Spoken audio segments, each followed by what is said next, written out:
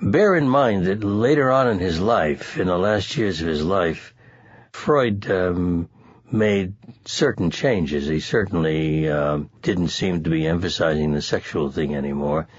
Indeed, he even accepted some of Adler's ideas that had been different from his own when they parted company in 1911. We are one unit. Mind and body are not separate in any way, shape, or form. And the connections which some of the biochemists, Candace Pert wrote a whole book about these connections called Molecules of Emotion. She did a lot of work demonstrating these connections. And everything that goes on in the mind is reflected in the body and vice versa.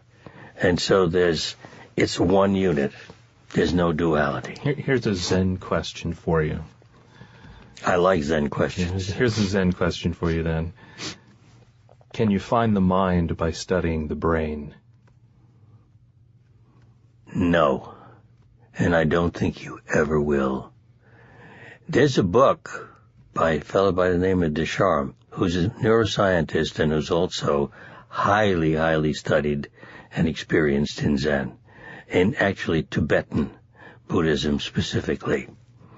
And he points out, what's the difference between neuroscience and Buddhist thought? Neuroscience calls itself objective, and all their conclusions are based on something that they can demonstrate, while Buddhism, on the other hand, is the very opposite. It has to do with experience. It has to do with what you perceive of life and how you fit into it and so on. No, I don't think neuroscience is ever going to determine how the mind works. I mean, it's really like the inner universe, isn't it? Yeah. I mean, we're sitting here, we talk about the universe and how vast it is. The interior of the mind is just as vast. Is just as vast. It along with the mysteries of the universe are the great, great intellectual mysteries that have to do with existence.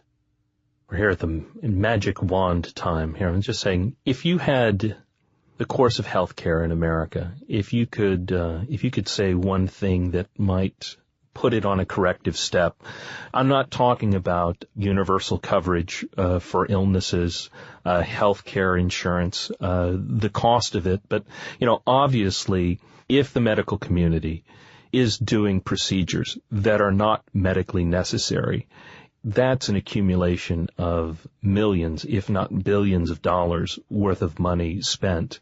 If the pharmaceutical companies are spending billions of dollars designing drugs, and all of these things are treating symptoms and not getting at the causative root of whatever the illness is, we're just on a kind of endless treadmill, aren't we? We are. And I'm very unhappy and discouraged because you said, what would you say? There's nothing I can say. There's nothing anyone can say. Consider the possibility that what you're doing is not right. Do exhaustive studies to demonstrate that what you're doing is really getting the job done and it's not a placebo reaction, because that is the crucial factor here. If there were no, or I have often said this to my patients when I lecture them, if somehow the placebo reaction were to suddenly be eliminated from human beings' repertoire of reactions, there would be economic chaos. If I was going to give you a test right now, you have like a 5-minute lecture that you can give on, to foreshorten everything that you've studied for 35 years into a prescient statement. So here it is now. Ladies and gentlemen, you have physical symptoms, and for some of you they are severe, but there is nothing wrong with your back, or your shoulder, or your knee, or your foot. They are perfectly normal from the standpoint of how your body works. Your pain is the result of a process initiated by the brain to protect you from feelings that you have inside that the brain considers to be too painful, too sad, or too threatening.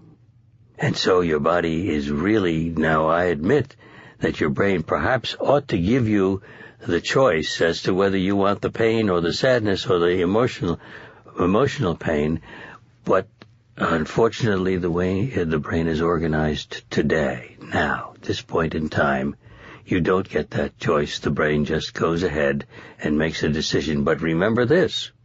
We have demonstrated in thousands of patients that the same brain that brings this on can make it go away.